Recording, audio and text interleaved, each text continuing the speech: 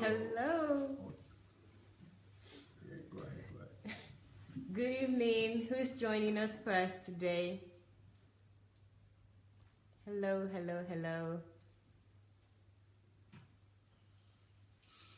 Who's there? I'm excited to see. I can't see your comment right now.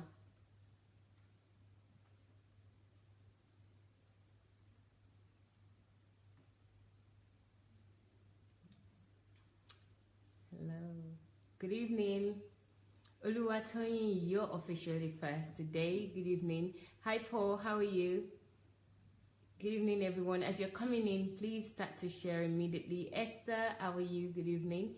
Rind, good evening. Good evening, everyone. Thank you for joining today. Oriyomi, how are you? Good evening. Thank you, Paul. Thank you, everyone. Please start sharing immediately. Hello, Anu, how are you? Justine, good evening. Thank you, everyone. Thank you for sharing. So share, please. Emmy, how are you? Hello, Chris. Good evening, everyone. It's a lovely day today here in Ukraine. I hope wherever you are, it's as beautiful as it is here in Ukraine. Hi, Hema. Good evening. Gloria, good evening. Good evening. Thank you, Oriyomi. Thank you for that. Leslie, how are you? Good evening. So, guys, look what we have here. Look what we have here. Yesterday, I'll tell you a little story. When Dr. Sunday was talking about this magazine, I was thinking to myself, this is exactly what I should have said. Because weeks ago, I was telling people here, my colleagues here, that I feel like we're making history, but I didn't say that. So let me just tell you, let me start my promotion of this book, or even telling you, it's not even a promotion. I really feel like we're making history, and that is true. I felt like that since I came here in January, but this magazine right here is documented, full of history over Dr. Sunday 30-something years of ministry and life. So if you purchase one of these, you're going to be beholden a part of history. You know, Dr. Sunday said something last night, that the many greats that have passed, but they've never documented their history or what they've been doing, their life. But in Dr. Sunday's case, and thank God for this modern age, we have evidence. And you might also be in this. I feel like we're making history. Not like even in the history makers training type of way, but real history. I feel like in the future, people will sit us down to ask us about our life in this period, when I'm like 70, 80, and you are like, I don't know, 100. And they would ask us about our lives and how we knew Dr. Sunday, what he did, what his ministry was like, what his life was like. And all of that here, they're all here in this magazine. So on top of the fact that whenever I see this magazine, I remember the great 3 days event that we had, but this is a gem. It's a real gem, and I'll just advise everyone to have a copy. We have several copies available, although it's a limited edition. I don't know how long it will go on for. It's first come, first serve. So here it is, the Golden Jubilee Limited Edition magazine. This is a real history in my hand, documented history of Dr. Sunday Adelaja's life. So you can have one, you can purchase this. You can have yours, 1, 2, any amount of copies that you need. As I said, first come, first serve, and we can send it to you. Currently, there are people from around the world here for HMT, History Makers Training. So if you're in any location with that is close to anyone that is here, so let's say somebody is from US that is here and you're in US, we could ask them to help you to bring this. So all you have to do is make the arrangement with myself or Julie Ngoya. So that's Mayawa Olaya or Julie Ngoya. Send us a message on Messenger and we'll help you with the logistics of this. But that only lasts for a couple more days because History Maker is going to end this Saturday. Okay? So look, have a look. This is a piece of history that I'm holding right here in my hand, and you can have one as well. So if you're a follower or you're interested in Dr. Sunday's life and ministry, here is a magazine for you. It's full of content, quality content. You know, it's not easy to go through it with you right here, but I'm doing my best so that you can see what's inside. Here it is. So get one, and it's $40. We're trying to get it electronically as well, so if you're more interested in it electronically, then maybe wait for a while, but I would suggest that you have a hard copy because there's nothing like it. Okay, thank you. So let me say hello to some people right here now. Arila, good evening. Thank you. Notice me, please. Ole, Arila, I'm noticing you. How are you? I didn't even see that before I said hello, but thank you for joining us, and we notice you all the time. Thank you. We have here Jemmy. Hello, good evening. You're from Philippines. Okay, thank you, Arila. Thank you for joining us. Please join us again. We are back again for the second time today at 9 p.m. Kyiv time, which is 2 hours time. in 2 hours time. Okay. Anne Marie, good evening. How are you? Who else do we have that I haven't mentioned? Mesong, good evening. How are you? How are you? Thank you all. So, guys, please, before we start officially, let's share. Okay. Thank you very much. I'm going to turn the camera shortly. You already know that we're having Kingdom Fruits. And at 7 p.m., our 7 p.m. program, we have 3 alternate programs. It's either Kingdom Fruits, or we have book review, or we might have attributes. I will tell you a lot. I will tell you a brief synopsis about what we do. Kingdom Fruits is to profile those people that have been watching Dr. Sunday, or followers, not people. Followers, people that follow Dr. Sunday's teaching, and they've made practical use of those teachings to develop themselves, develop their community, and they have fruits. So that's why we call them Kingdom Fruits, and they can showcase those fruits. So that's the program that we're having tonight. Sometimes we have another program which we have a book review. Dr. Sunday has written many books, and quite a few in the last few months in English. So we do a book review. Book review is really a time of education. You know, every time we do book review, I feel like I increase in knowledge, and I really can't wait to read some of those books, also to develop myself, not just to increase in knowledge, but to increase myself in development and growth. And then the third thing that we do is we have attributes. These attributes are 50 attributes that we're going through now. I think we're on number 14. The next attribute we'll do will be number 14. They're actually in this magazine as well, and the attributes are all sent by followers of Dr. Sunday that they love certain attributes about Dr. Sunday. So here are 50. We collated 50 of those attributes because it is Golden Jubilee, so why not 50? And we share our thoughts on these attributes in relation to Dr. Sunday, and even our lives, and how we can develop these great attributes. I have been educated during these attribute sessions. There's some of these attributes that, even though I know the words, but I don't really know what it means, and I really don't know how it pertains to me as a person, or how I can develop myself. During this time of attributes is really a good time for me to grow and have understanding. You know, the last one we did was Oracle, and believe me, I really learned a lot, especially from the commentators and also from your comments. So join us for that as well. That's 7 p.m. daily. That's every single day, 7 days a week. So join us. So without further ado, let's start today's Kingdom Fruits, and we've got a hero.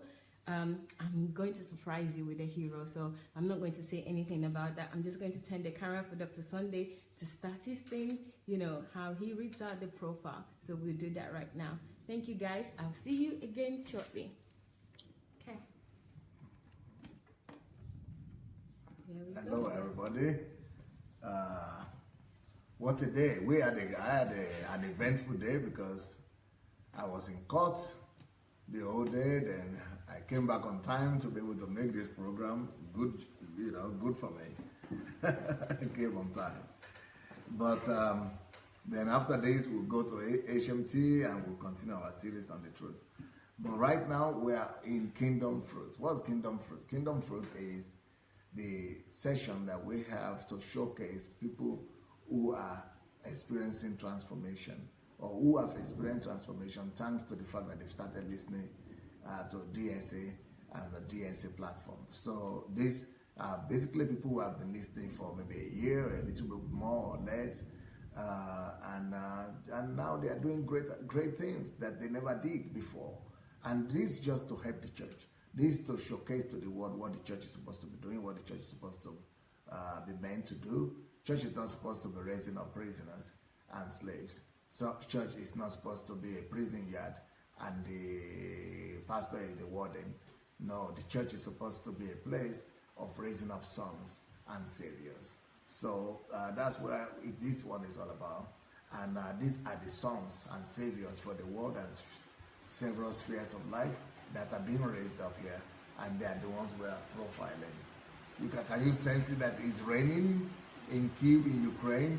Normally it doesn't rain so hard like this, but I think it will be okay. Yeah, I hope it will be okay, because otherwise it's hot already. Yeah. So it's raining, so maybe that will make the heat a bit less. But I hope the sound of the rain is not clouding my voice. I hope you people can still hear me. But so we have the Kingdom Fruit today, and it's Pastor IRENE from Manchester. Pastor IRENE, is it Amegee or Amegee? Amegee. Amegee. No R. No. Okay. It's Amegee. Pastor IRENE Amegee. And she's going to come on, but before she comes on, oh wow, it's getting hotter. It means the Holy Spirit is confirming the hero of today. Everybody is confirming that. Anyway, her name is Pastor IRENE Amegee. She's 48 years old, born in Cameroon, in a very small village called Santa. She's the second of 7 children, and in a very, very humble beginning. Even though the parents were hardworking, she had good education, and she was able to travel abroad at 28. She's a wife and a mother of 2. Now let's read what she had written herself. So I was lost, not knowing what life was all about. But for the general purpose of getting an education, so she thought that life was all about going to school, getting an education, then what do you do after you get an education? Get a job. And now that you are working, what else could you do for a woman? What else are you alive for? Education? Okay now. Okay now. Now I don't know. Maybe it's time to close the door or the window. Okay now. So anyway, what is it? Just the same thing everybody thinks everywhere. That life is all about going to school, getting a job, and of course getting married. And of course having children. Then she wrote it in an interesting way. Having children and then die. That's exactly what most people do. And I'm sure some of you that are watching this program right now are thinking just like that. Some of you, maybe you are not thinking like that, but that's just where life puts you. And in fact, I'm going to write a book very soon that's going to be called, maybe not very soon, maybe next year. It's going to be called Don't Remain Where God Has Put You, Where Life Has Put You, sorry. Don't remain where life has put you. So, but this where life has put most people. Go to school, get a job, get married, and have children. What else is left for a woman to do? Get married and become, children bearer. Be giving birth to as many of them as possible. So she was living like that because she went to school, she was a good student, so that's good for her. She traveled abroad, got a job, got married, having children, and then get ready to die. And what does church do in the meanwhile? Church makes sure they keep you holy. So they are to keep you holy so that you make heaven. So they control you, they lock you up in church, they put you in another prison. You just escaped from the prison of Babylon, from the world. you get to another prison that's called church prison, and they keep you there and trying to help you to get to heaven, not knowing that you're already in heaven after you got saved. Sorry. But they still help you die. That's what it means. They help you die. But while you are waiting for death, they make you dance once or twice a week. And they use you very well in church. That's just what religion does. That's religion for you. So this was my understanding of life. And unfortunately, my wife, are you sure I'm okay there? They are hearing my voice? Okay. Okay. So this concept of life, school, work, children, husband, children, this is what our understanding of life used to be. Unfortunately, even after meeting Christ, I still had this mentality. Oh, wow, oh, yeah. The church will keep you under that mentality for sure. They will help you to keep that mentality because that's the only way you could remain in church.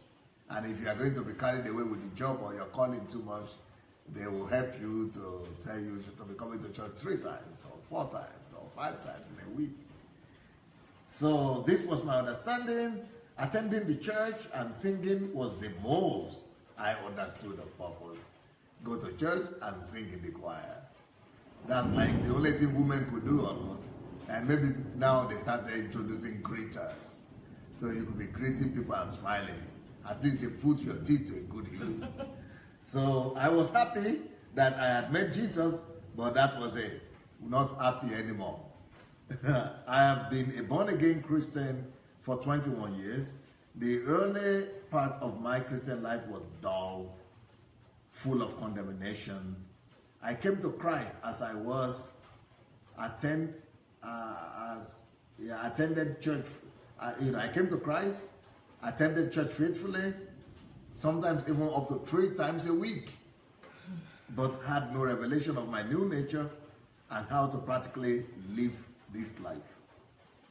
The church I attended made it worse when they told me that God only answers the prayers of people who are holy. Ooh, as if the pastor is holy himself, huh? Well, if we are holy at all, it's only because Jesus made us holy. That's all. We cannot take credit. I knew I was not holy, so this knocked my confidence and affected my relationship with God. I spent my time trying to live holy, but the more I tried, welcome to reality, welcome to Christianity, the more I realized that I was even worse. I had the mentality that God was not answering my prayers because, of course, the pastors have said I was not holy. I lived in condemnation. It was so bad that if God did not intervene, I would have drifted into condemnation utterly. I did not know the love of God, the Father, and this makes her weep because she didn't know the love of the Father. But I was one of the most faithful church attendees. I started following Dr. Sunday's teaching on November 2015 through reading his book and listening to messages on his blog. I first knew of Pastor Sunday not from listening to his video or audio message, but from reading his book, Church Shift. And this was in November 2015. I met a pastor who recommended that I read Church Shift in 2014, but I did not take him seriously. A year later, I met a sister in Christ who told me that the Lord told her in a dream to read the Church Shift book. Actually, yeah, many people have had that kind of encounter. God will appear to them and say, go and read Church Shift. Go and look for, he will show them my name, go and look for this man. Then I remembered what the pastor told me a year earlier and decided to buy the book. This was in November 2015. I was born again in Cameroon for a year prior to my traveling abroad. Arriving overseas, I sought to become a member of a local church as I had thought that was the right thing to do. You must find a church. Sorry to say, and I say it with much sorrow in my heart, that all the bad habits I will later struggle with in life, I learned them in church. Bad habits like being competitive, that's why people dress to church. I'm sure I like the way she's writing because she's making it so real. It's everyday thing that everybody encounters. And all these people know what we're talking about. Everybody encounters the same thing. Beautiful. Thank you for bringing. I mean, she's bringing it up in a different way that we are not used to here. I mean, these are just real stuff, genuine. So things like competition, women know what that means. You know, trying to outdress each other. Then jealousy, also women know what that means. Gossip, ooh, oh, ooh. Church is full of those. Lack of confidence as a result of being branded a sinner for not properly aligning with the church rules. That's why you're a sinner. Don't follow the church rules. Truth doesn't matter. It's not about truth. It's about church rules. So you're a sinner. Well, in the struggle to become a better Christian, I tried much to abide by the rules of holiness of the church. By the time I left that particular local assembly, I thought I was a good Christian because she had tried her best. Little did I know that I had issues that had not been dealt with because I was subjected to man-made rules in the church. I was never taught the life-changing words I have been learning from the teachings of Dr. Sunday. A few years later, I was in ministry as a pastor myself. God called me into ministry, which I later found that it was actually a training ground for me. I experienced a series of failures and finally came to the point where I felt I could not do this anymore. It was at this point in life that I read Church Shift. Upon reading this book, I was more than challenged. I was broken. They say you never know how crooked a ruler is until you place it parallel to a straight line. So you know how crooked that ruler is because the straight line exposes So my eyes were suddenly open to my shortcomings. I could see why I was failing. I was the light, but had no light. She's not talking about herself, she's talking about everybody who is a churchgoer. I was God's righteousness, but did not walk in righteousness. I was forgiven, but still bore unforgiveness. I was a shepherd, but did not have the necessary food to feed the sheep with. Not only was I aware of my personal shortcomings after reading Church Shift, I also realized that my concept of church was a mess. I had been struggling to build another religious organization, not different from what I learned in church. She said she was going to repeat the same mistake. I had a vision which says to know Christ and become like him, but I was everything but Christ. Being in ministry without embodying Christ, dangerous. You set yourself up to failure. This was my case. I had people come to the church and leave, and I blame it on them. That's what pastors do. Pastors are experts in doing those things. They blame you for it. I knew I had to begin with myself. After reading the book Church Shift, I had such a burden in my heart to get to know more about Pastor Sunday.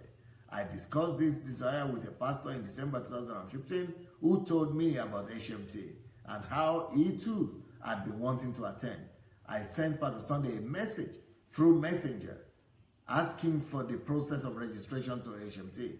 He replied the next day and I was able to register for April HMT 2016. I was determined, especially after meeting Pastor in my first HMT in April 2016 and listening to his messages on love, to become an expression of love, especially given that I was starved of the Father's love while in the church. In the process, I have been taken advantage of so many times. I have been taken advantage of so many times. And instead of becoming defensive and angry, as I used to be, I now decided to love more. This is because I now have the understanding that love conquers all. My lack of confidence is now a history, and it happened after I listened to the message, How to Minister Supernaturally by Pastor Sunday. When he stated emphatically the scripture, he that says, he who is above all. This message was revolutionary to me. I went into ministry with all the strength to pray, and I prayed. But I realized that it was so easy for the enemy to get me still. Satan will use people to offend me, and get me distancing myself from the very people I was out to reach out to. I was so conscious of what other people thought and spent most of my time trying to succeed in order to prove a point. After listening to this message, I understood first the authority that Christ had given me. I started to see myself as Jesus. I saw myself above principalities and powers. I became convinced that not even Satanism could harm me. I also began seeing myself above offenses, anger, and I was shocked how much I overcame these behaviors. I stopped fighting Satan and only did so when it came my way. Brilliant. And we do it with a victorious mindset too. Brilliant. My view of ministry is completely changed now. The focus is no more on just gathering people or preparing them for heaven, but because they're already in heaven, but reaching out to the kingdom, to the community, the city, the nation with the message of the kingdom. The greatest challenge I had was embracing the shift, the church shift, but I soon discovered that persistence and devotion to this new way were the keys. What are my kingdom fruits? 1, my greatest product so far after meeting Pastor Sunday is my own personal transformation, the one that has taken place in me. It is evident that not only in me, it is evident not only to me, but to others. The transformation has come with another level of authority in ministry. Amen. After gaining an understanding of what true ministry is, I started to work on projects that will bring about community cohesion and transformation. Beautiful. And she has some good, wonderful stories. I remember she told me a story last year about after coming back from HMT and how she went out from home to home. And was it just ordinary rug or something she gave? And, she had some of those wonderful stories. Then we have an outreach, a group that is called Moms and Tots group, yeah? And this is designed to bring mothers in the community to us, where we befriend them, develop trust, and provide a solution to their challenges as they open up to us. Beautiful. Banquet Sunday service. After listening to Pastor Sunday, I lost the traditional way of doing church. The purpose of the church now is to reach out, not to gather people in. So whatever I can do that will welcome the unreached and unchurched is beneficial to the kingdom. Our banquet service takes place at the normal church time, but the church is set up for a love feast. Everyone is invited and food is served by the pastor and church leaders themselves. What a new understanding of church. While they eat, a video message is played. Brilliant. A man walked up to me the other day at the last banquet service and asked, "How can I meet Jesus?" Jesus! This is the purpose of the banquet service. I have trained my team to be more alert to the circumstances around us and the circumstances of people, the situation that people are in, and to be ready to practically demonstrate the love when the opportunity presents itself. Example, the single mothers. Number 6, I am taking the church beyond us, the church members, and beyond the 4 walls of the church. I have identified a village school in Cameroon with 120 students, but all of them being tutored just by one teacher. Can you believe that? From September, we will be paying for the salary of 2 additional teachers. This is because I now understand the power of knowledge after reading the book Mountain of Ignorance. My plans to continue to develop in the knowledge of the kingdom are as follows. 1, I will continue to develop myself and equip church people through my relationship with the Lord, listening and reading more messages and materials by Pastor Sunday. I am determined to continue to put into practice what I'm learning, identifying the ills of the land and developing projects to resolve them. I was really challenged by the book Mountain of Ignorance, especially on how costly ignorance is. We are now working on opening up a library with a cafe alongside. My intention is to equip the library with books of transformers like Pastor Sunday and people who had failed in life but rose up to make history. Beautiful. I am currently being trained as a trainer myself. My intention is to take the HFT as far as the Lord provides the opportunity. I have the body to teach and to show others what true ministry is about. Beautiful.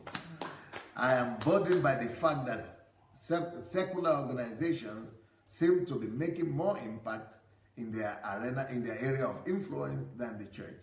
My intention is to begin with those in our local church and trust God to open more doors for the training to spread through me. My advice is first to pastors and church leaders, ministry is not limited to the four walls of the church. 2, my advice to everyone who will care to listen is do not assume you know. You will be surprised what you don't know if you be honest with yourself and open up to learn from people who have gone before you. Don't let the enemy, which is pride, keep you ignorant. I recommend you listen to messages and read books from Pastor Sunday. You will understand what true ministry is. You will be shocked to discover that you have been raising slaves instead of sons, and that you may have been a slave master yourself instead of a shepherd.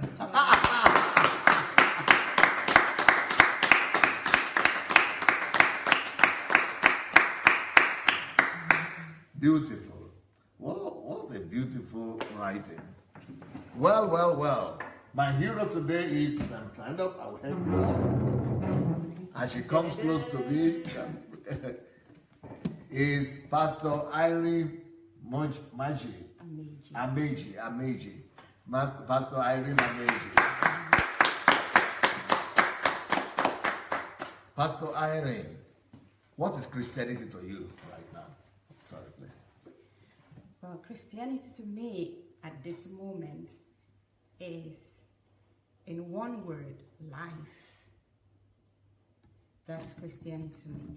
It is life that impacts. Impacts who? The community? Impacts everyone that comes to you. Because when you have life, you have light, it attracts. And anyone who comes to light, it impacts that person. So, but what is the difference between your Christianity, your understanding of Christianity, this thing you just said now, this definition of Christianity you just mentioned, and maybe 5 years ago, 2 years ago, 4 years ago, before now? Well, before now, my Christianity was all about me. Oh, I think most people are like that. Yes, it was all about me. It was all about what I gained from the Lord. It's all about Him blessing me. But people in Africa are still thinking like this. Definitely, Pastor. Most Christians are still thinking No, like keep on this. talking. So it's all about me? Yes. No, you talk. So it's all about me. It's all about God blessing me, God fixing my problems, God giving me a husband, God gives me children, God give me a job. Heal my barrenness. Exactly. That was my Christianity. No, give on. Heal me. Heal my barrenness, open doors for me, give me opportunities to go. What about my enemies in the village? My enemies, let my enemies die. You know, that was my Christianity before. Oh, it was horrible. My Christianity before it had nothing to do about, it wasn't about people. It wasn't about others. It was about me. It was about what I gained from God. But the Bible says that honor, or what does it say? It doesn't say honor others above yourself. Treat others, but honor others above, elevate others above yourself. Or, so he care for the interests of others above your own interest. I didn't know that. I didn't know that, Pastor. If I found myself with people, I'd want to be the first. I'd want to be the one that gets it. But why should it be about your blessing? How do you call it out? God blessing me. God blessing me. Yeah, providing for me, opening doors for me. It was all about me feeling good. But God already did all that. I didn't know. But now it's about what you do for Him. It is about what I do for Him. So there's been a total shift in mindset. Well, look what it says here. Philippians 2:4. Let each of you look out not only for his own interest, but also for the interest of others. That's right. But I didn't know this. I didn't know this. Let nothing be done through selfish ambition. Yes. But I was doing everything through selfish ambition. I was contrary, my life was contrary to this scripture. Then he says, but in lowliness, humility of mind, let each esteem others above themselves. Yes. Yeah. Let each esteem others above themselves. That's right. So, but you said it was about. It was all about me. But that was no more. That's no more Christianity. No. That is what Jesus said. When you come to God, don't ever come because of what I will eat, what I will drink, what I will wear. It shouldn't be about egocentrism. Christianity should not be about me. If that is it, because then Jesus qualifies it. He said, if you do that, then you are doing the same thing the Gentiles are doing. Then you are the same as Gentiles, because Gentiles are driven to God not by love for God, not by the desire to know God, and not by the desire to have relationship with God, but they are driven to God by their needs, by their ego, by their selfish desires. So they are the priority, and to whom you give yourself to that, you are a slave. So the Lord of their life is not God. It is I. My desires are my Lord. Only I use God to meet those desires. But is that difference, that dichotomy, that separation between the definition of Christianity you gave now and the one you just described that most people are still practicing in our continent, that dichotomy, that difference, do you now see the clear difference now, the departure? Definitely. Definitely. Because now I understand that when I stand before the Lord, I will be judged based on my legacy, based on what I have done with what for He others. gave me, for others. Not what you get for yourself. No, not what I've done for myself. So I have that understanding now. You know, I believe God has given me gifts. But the purpose He gave me was so I could multiply the gifts. And you multiply it, the more you are able to use it for others, the more it multiplies. But this is something that I didn't know. So to me, I was successful as far as I was above, the other sisters in the church, as far as I was the one who... I was better than my neighbor. Definitely. Yeah. It wasn't a good experience. Yeah, but you are talking about yourself now, but what is the difference between these two forms of Christianity, these two understandings of Christianity? Because I want it to help people who are watching us. I mean, the difference, it is really dangerous to live in this type of Christianity, because you are caught up in self, and that is just contrary to what the Lord Jesus Christ is saying to us. Because what He's saying is, He says we cannot be a disciple unless we deny self. But what I was doing before, this type of Christianity, you're caught up in yourself. You're doing contrary to what the kingdom is.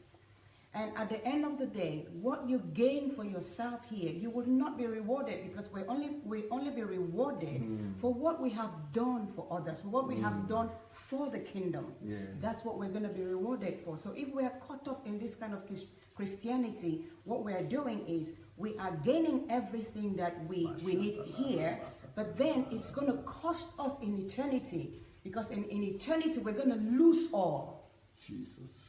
So I think we need to really understand this and break out from this selfish Christianity, this egocentric Christianity. Otherwise, we're like the rich man who had everything here, but then when he crossed over into eternity, he had nothing.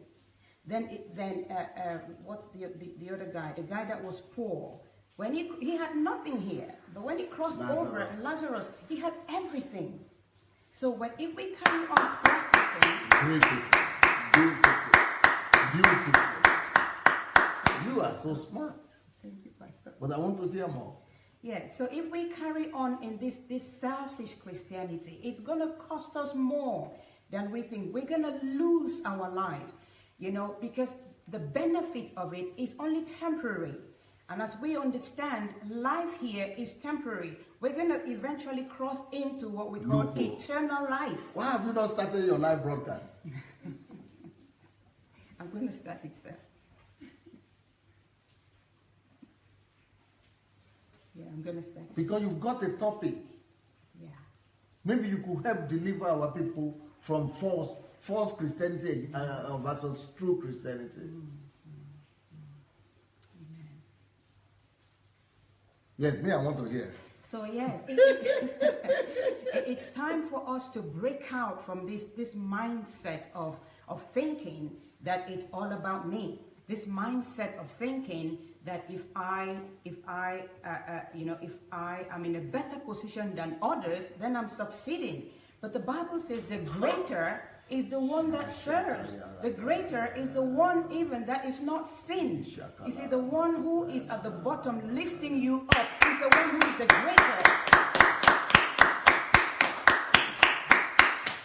So I really want to speak to us out there. It's time for us to understand and begin to see things the way the Father sees things. See, we begin to analyze things, judge things according to the way God judges things, not the way we humans see things.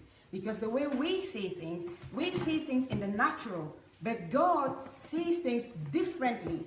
And I think it's going to really benefit us if we would understand the way God sees things, understand that mindset, the mindset of God. And the way to do that is really to get to know Him more. I think we need to break out from just wanting to know or just limiting ourselves to what is being taught in the church. We need to be determined to seek out the truth for ourselves. We cannot just be relying on someone to be telling us things. We need to become like the Berean Christians. Because what the Berean Christians did was whatever they were taught, they went back to check. We need to be checking those things and coming back and with love challenge those who are teaching us. Because you would be surprised to know that they themselves don't even know. Okay. Because, Pastor, I can tell you that my church leaders, they were doing the best that they knew how to do. In fact, of the wrong thing. Of the wrong thing. To them, they thought they were doing the work of God. When they put you under those regulations and rules, they think they are doing the right thing. A lot of them, I can assure you, don't know. Amazing. So yes, it's time for us to begin to seek to know the mind of God and seek to see the way the Father sees and seek to remove our eyes from the benefit of the things of this world, because they lie a greater benefit in eternity. Just like Jesus said, right? Yeah. Pile up store up your treasure, not on earth. Not on earth, because, that's right. Yeah, but the focus should be. Definitely, because the moth and the wrath would destroy what we have here on earth. But He says we should, put our treasures in heaven. You looking back now, doesn't it appear to you as if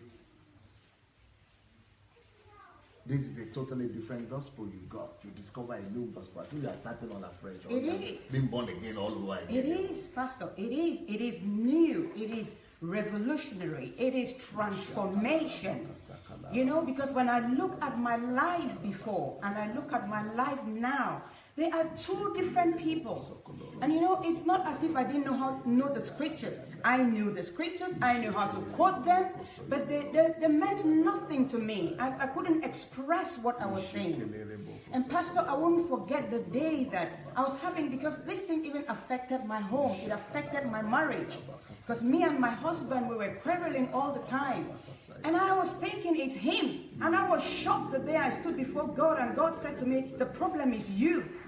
I said, me? How could it be me? Because I thought I was I'm the only one. Indeed, I thought I was the spiritual one. And God said, the problem is you. I was surprised. So it's time for us to seek the truth. And to pay the price for the truth. Buy the truth and sell it not. It's time for us to seek the truth. What do you think did it for you? What was that breaking point? At what point do you think, now I got it, the difference between what Pastor Sunday is teaching and the rest of the people? What? Because people are still coming to the platform and they have still not gotten it. Yeah. They say, okay, it's interesting teaching, he's a good teacher or something, but they've not gotten what you caught. Yeah. You have been able to put it in perspective. You have been able to, departmentalize it or compartmentalize it. You've been able to put them in, No. So, compartmentalize it. You've been able to do that. So, which is wonderful. So, what did it for you to make a departure from, the thing that you were practicing before, and to say, now I got this new gospel, the gospel of the kingdom? I think the first thing to begin with is what our relationship is with God. Because a lot of Christians, we are not genuine. I see. We are not genuine. So you see, you can be wrong, but genuinely wrong. Yeah. And when you are genuinely wrong, like Paul was, remember? Paul was persecuting the church. But he thought he was doing the right thing. That's right. So he had a genuine heart. That's where it begins. If we are genuine, regardless of where you are, God will meet you. Because he knows that this person, if this person can only know the truth, they will turn around. And that genuineness will be the right genuineness. So the first place to begin with is to have that genuine heart. That we are not pretending. You have a lot of people pretending in the church. A lot. So we need to come out of that pretense. Now when we come out of that pretense, now we position ourselves in a place where God is now willing to give us revelation. Because when I read Church Shift, I tell you, I cried the whole night. I was weeping because I could see how wrong I was. I could see how I've been building myself. When I look at Pastor Sunday's story and see how open he was, I saw how genuine this man. I thought to myself, I'm not real. I'm not real. I've been building a facade. I've been trying to put forth, yes. To be a pastor. Definitely. I was broken. I was really broken. And it's all because... But there are a lot of people who are doing the same thing still definitely. Now. That's right. That's right, Pastor. Putting up a facade. That's right. That's why you find, Pastor, that, and this is what I found growing up in church, you hardly find a pastor that tells you about their weakness. Okay. So there are all this, I'm this giant, I'm this strong man, I got it all. And so when you do that, what you are doing what you don't realize you're doing to the church members is that you're putting them in that place where they'll find it difficult to open up. Then you realize you are actually building up hypocrites. You understand? Because unless you see the way Pastor is, I'll find it so easy to open up to him. Why? Because he is a man that opens up. Then he makes it easier for me to open up. You see, so we pastors and church leaders, we need to come to that place where we are willing to show to the sheep that we are weak. Yes. that we struggle with the same thing they struggle with. Definitely. We need to be real. When we are real, we're going to raise up real Christians. So genuineness, being genuine, being truthful with yourself is the very first step. Definitely. So that was the foundation that helped you to discover this truth about the fact that the gospel that you are practicing, that you knew was wrong. So that's why you are also able to be convicted by that book. That's correct. But what was it, the book that was the breaking point for you, that really got the message of the kingdom together for you? Or it was a long process, or it was different stages, or different things? It began with the book. Okay. So from the point, that was the beginning. That was the beginning. Okay. And then as I was listening to your messages, because after reading this book, I thought, I've got to listen to this man more. Okay. I've never seen a leader, a church leader, who is this genuine. And I thought, this is the person I need to listen to more. Truth. So I began I'll go to your blog and I'll be listening to messages and listen to countless messages. And the more I listened to those messages, the more truth I was getting. Even when I came here, the first HMT, if you were sensitive, you realize that I still had issues. I had a lot of issues. But you see, I did not even have the confidence to open up. I was still kind of like, I was still bound. Yes, I was still bound. I was still trying to be who I wasn't. You understand? But by the time the first HMT finished, I tell you, something happened. Something had happened in me. I was going back home another person. I remember even in the church when I ministered, the people in the church said to me that you're changed, your messages are changed, and the authority with which your message is coming is completely different. You know, the difference was clear. Hallelujah! The difference was clear. But I understood one thing, Pastor, that I needed to work on myself. I knew that I was not the person that I'm supposed to be. And I can boldly say I'm still not, I'm a work in progress. But I have made progress. And I know that for sure, that I have made progress. I feel that people are asking right now, can you put, have you put a Facebook link? Yeah, please do that. But besides that, I feel that some people are right there. I'm not seeing the comments. I can't read it now. But can you tell them where you pastor, what city, and your contact, or how people could get your email or your Facebook or whatever?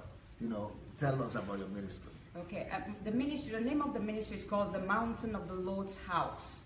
And we are based in Manchester and a small town called Denton.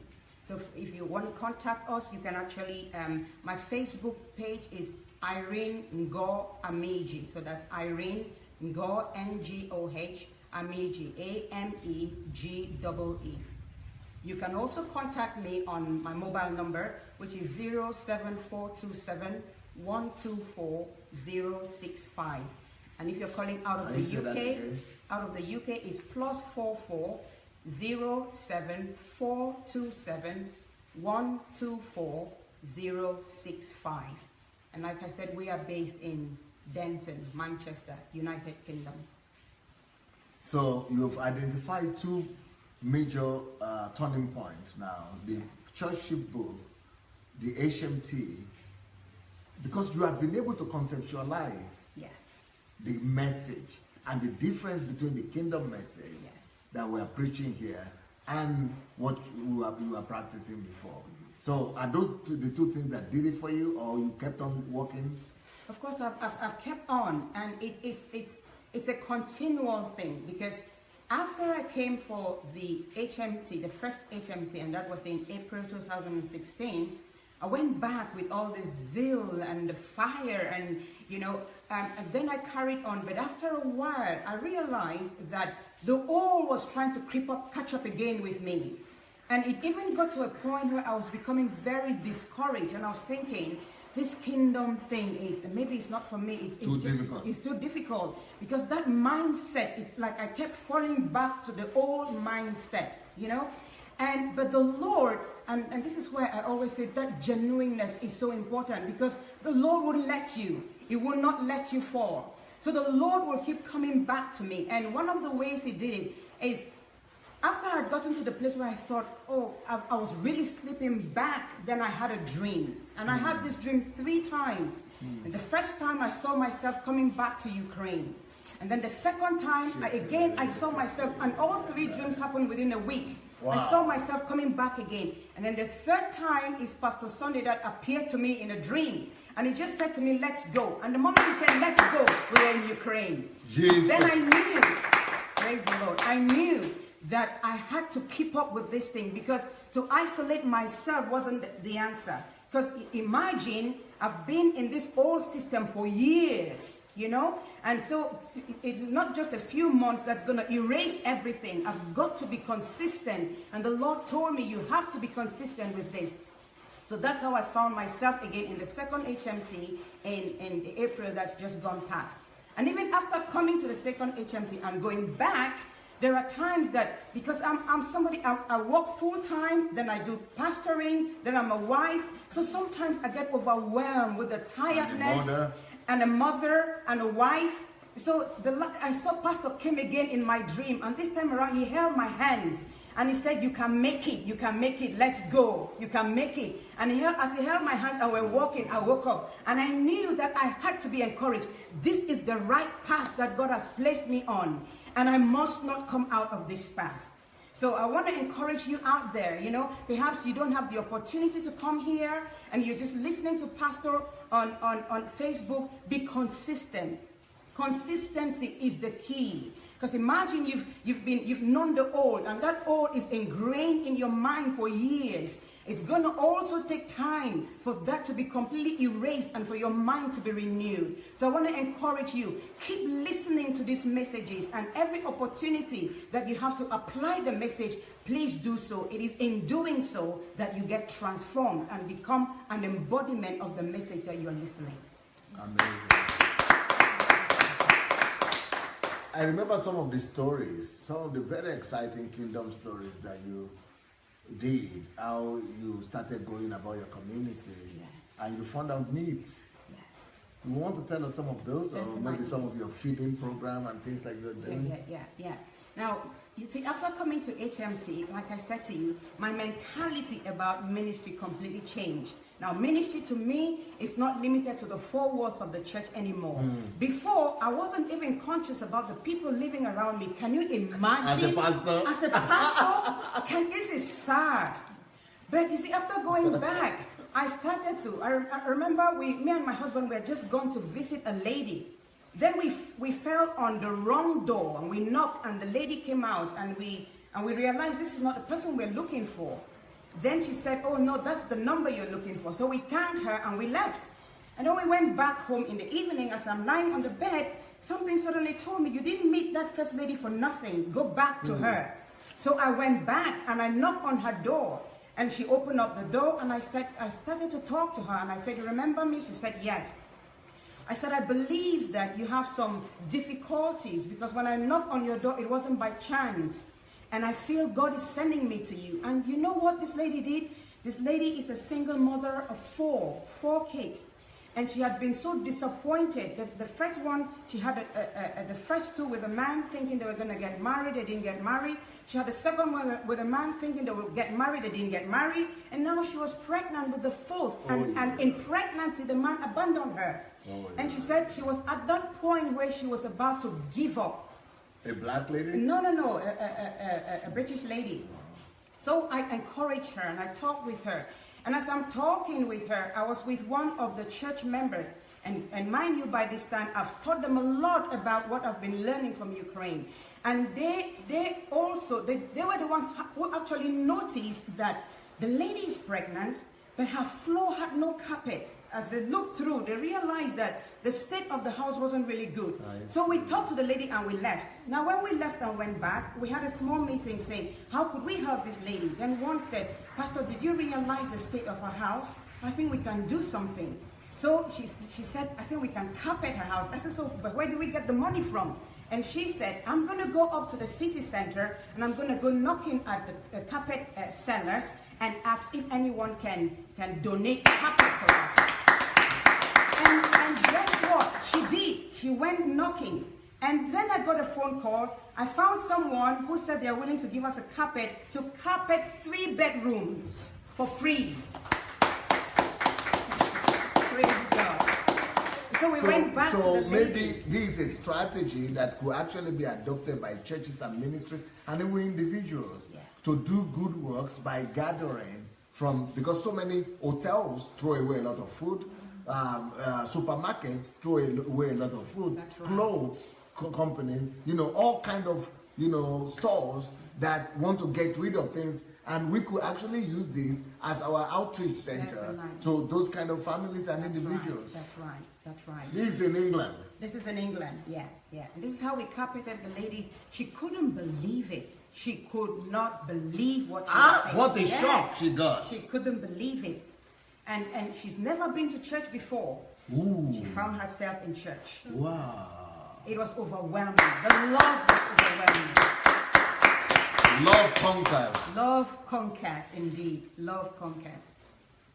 So and then you started giving food to people or what? What we did was our moms and tots. Yeah. Our moms and tots group. Or even on Sundays. On Sundays, our banquet service, my goodness. Yeah, that was I actually have a picture of the banquet service, the way we do it. Okay. My glasses, I can't see close. So there we go. So you come to church. That's how the church. I can't believe it. Yes, that's how the church is set out. No, it's not on possible. a church service, on a Sunday service. No, you are not serious. Yes. No, bring from the beginning. Let's start from the beginning. I'm going to show the people. Okay.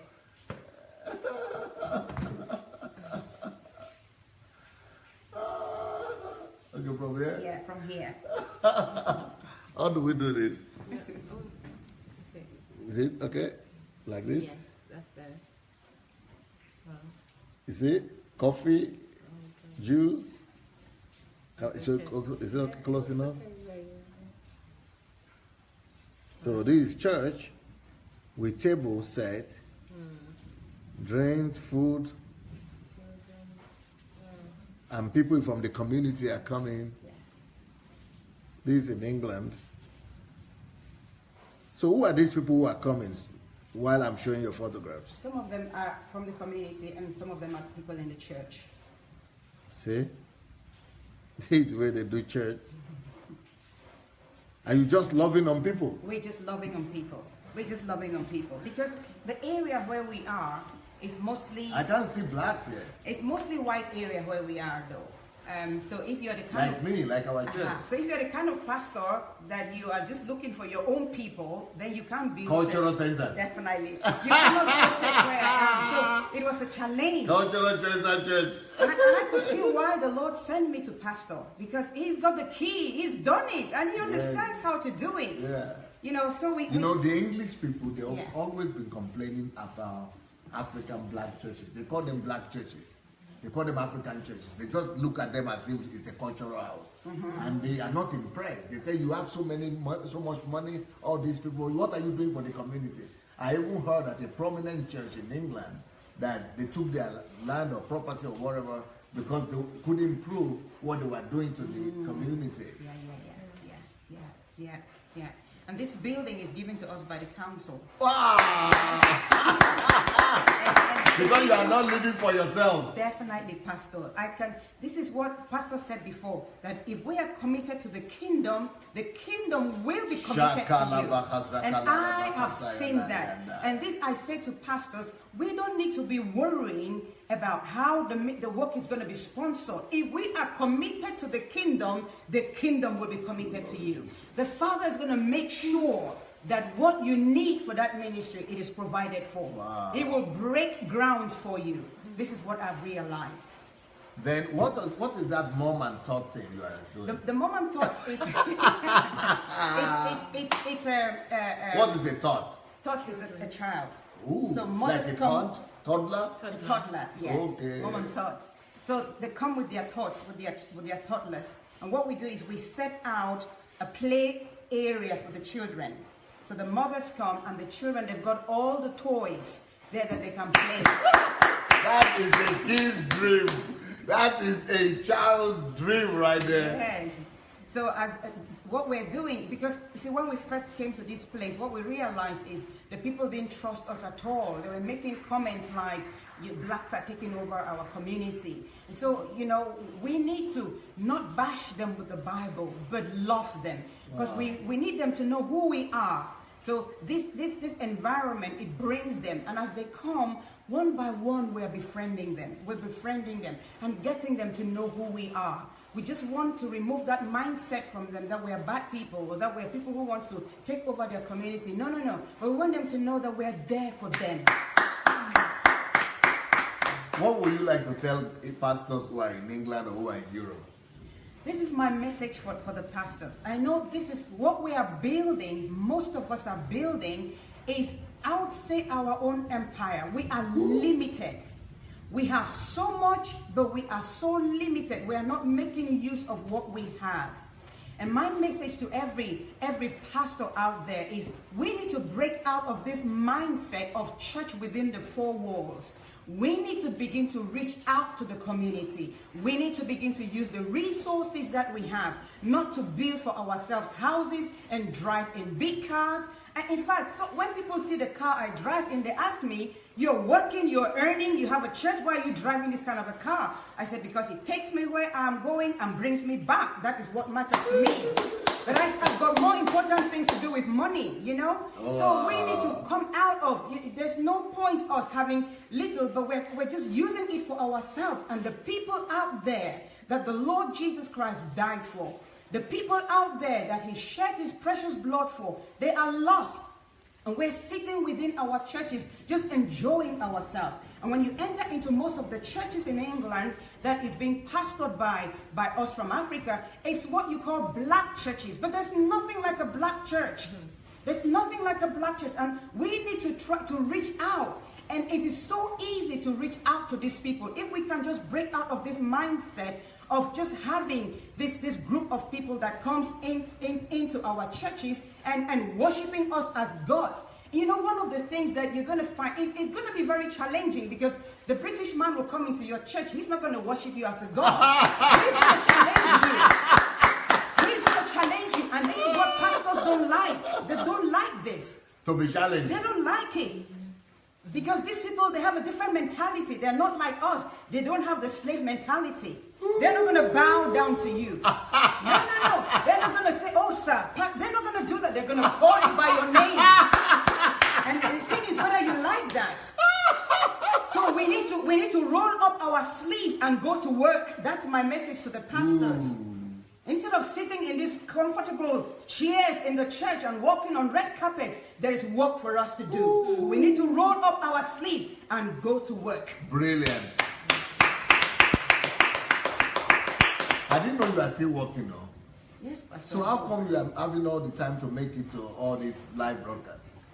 Well, there's sometimes I'm driving and I have to put on my phone on the dashboard and still following. And I get home and, you know, Pastor, what is important, you give priority to. Because I know what I'm gaining. I know what I'm gaining, so I give priority to these things. You know, but yes, I work full time. It's very limiting, you know, because I've only got Saturday and Sunday. But for now, I just make the most of what I have. Because I believe God is going to release me from that Uncle Sam system. Yeah. But for now, I'm just making the most of what I have. You spoke about books you have read. You have spoken to us about Church Shift. Yes. Tell us about the Mountain of Ignorance. Oh my God, that one blew my mind. I didn't even know how ignorant I was until I read the Mountain of Ignorance. And I tell you, what I really got from that message is just the fact that ignorance is costly. There are a lot of things that we lose just because we don't know. Imagine my life growing up as a Christian. The things I suffered was because of ignorance. And that, just reading that book gave me the passion. This is why, you know, in this building that the council has given us, Pastor, I'm thinking, if we set up a library in this place, they will not be able to come back to us and say, "We want this building back." You understand? And the people in my community, Pastor, I tell you, These people are closed. These people don't know. Especially if they are white. Definitely. And so I'm just thinking, Mountain of ignorance, is there? if we set up a library with these books in, and once in a while we just have like a conference where we do some, just give a talk from these books, it's really going to help our community. This is the book here. You said no. Yes, I'd really encourage people to read this book. Please read this book. Read and this church sheet is not there. Then what are the other books or messages that you would like to talk about? I've read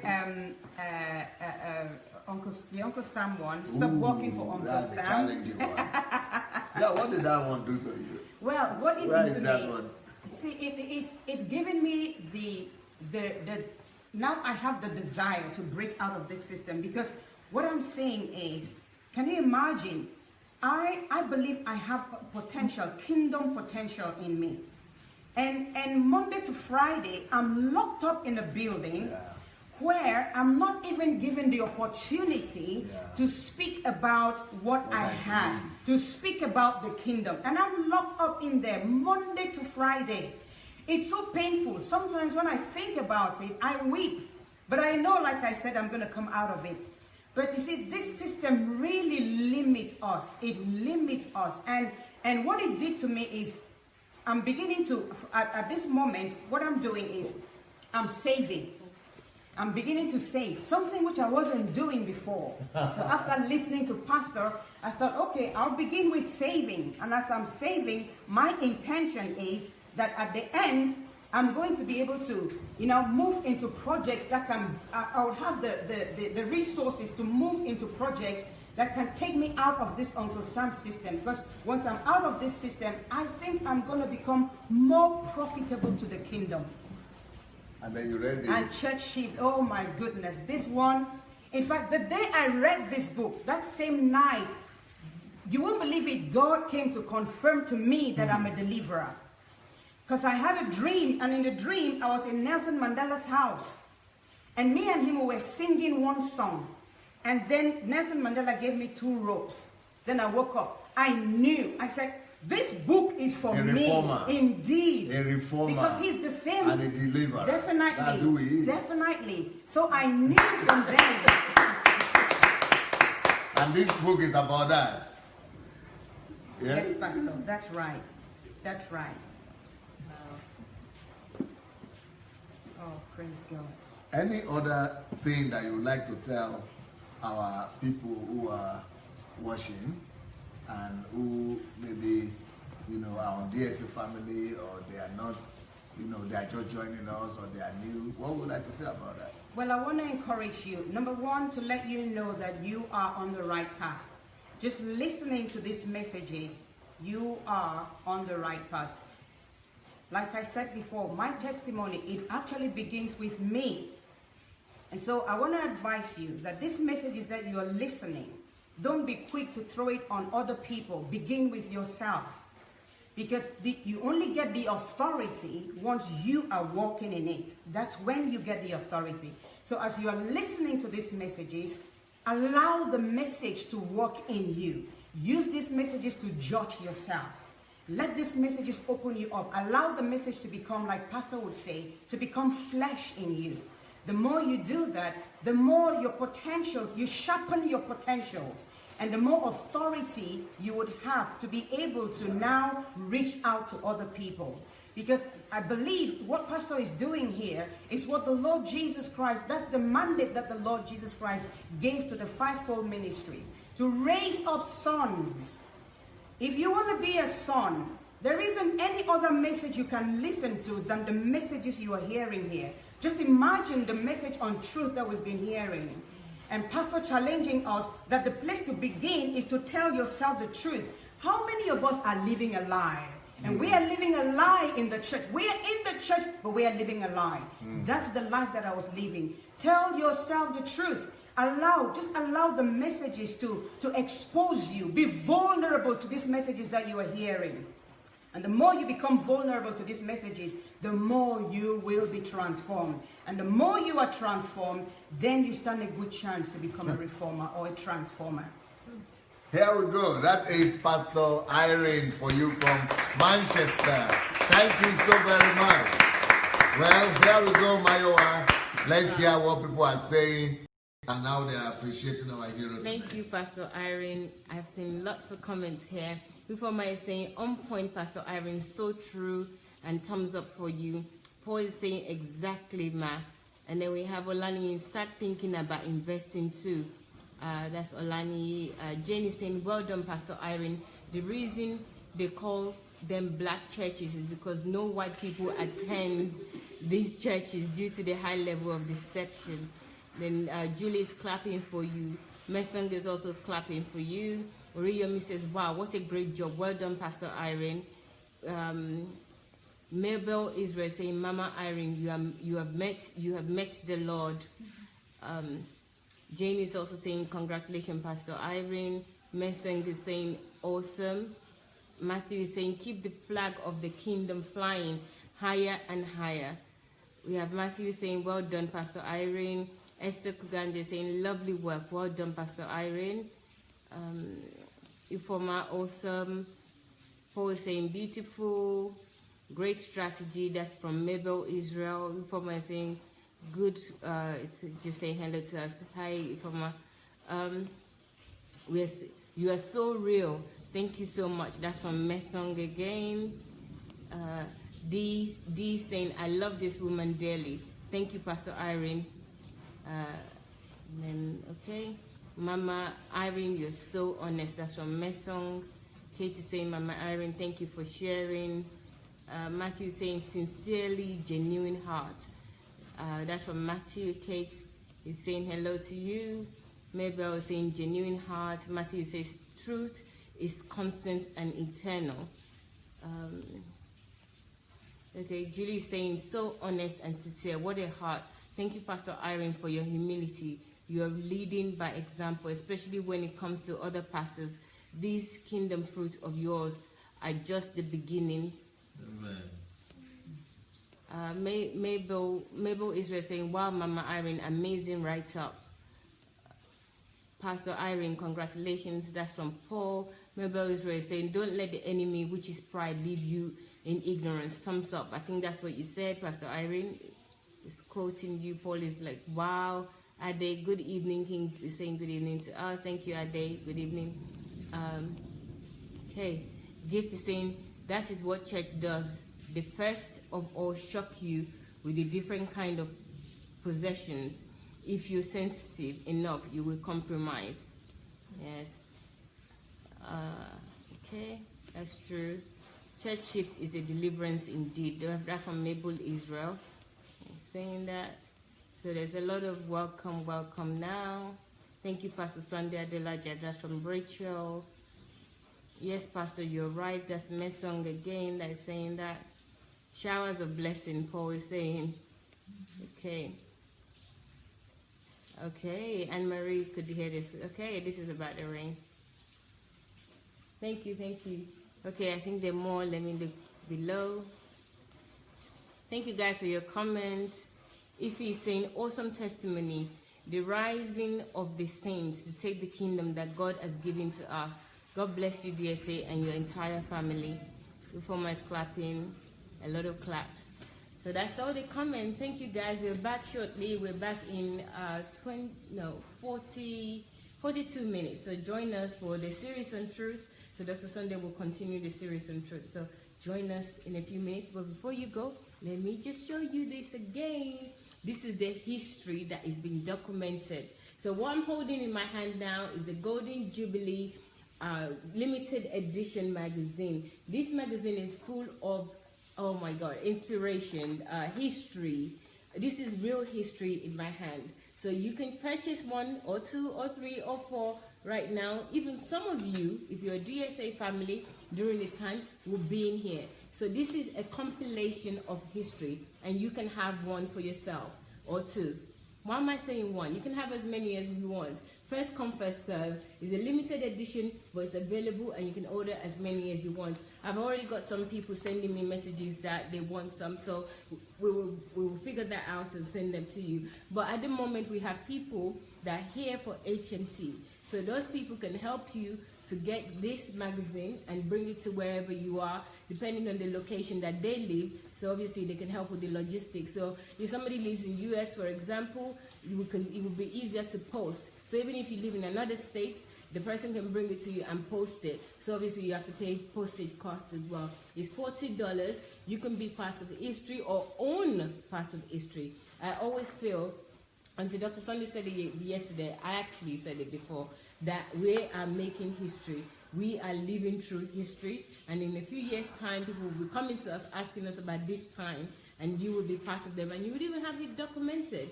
So get yours. This is the DSA Golden Jubilee magazine. It's limited edition and it's packed with so much information. The life of Dr. Sunday from the last 33 years, or even before, actually, even pictures of him as a child. I wanted to look through this to show you, Dr. Sunday as a child, but, better still, just get one for yourself so that you would see, it looks pretty much facially the same. Actually, I wanted to show you that. But anyway, you can get one. If I find it, I would show you next time I show you this magazine. So guys, we're back in 40 minutes now exactly. Please join us again. Have a cup of coffee, tea, and we're back in 40 minutes. See you soon. Take care. Bye.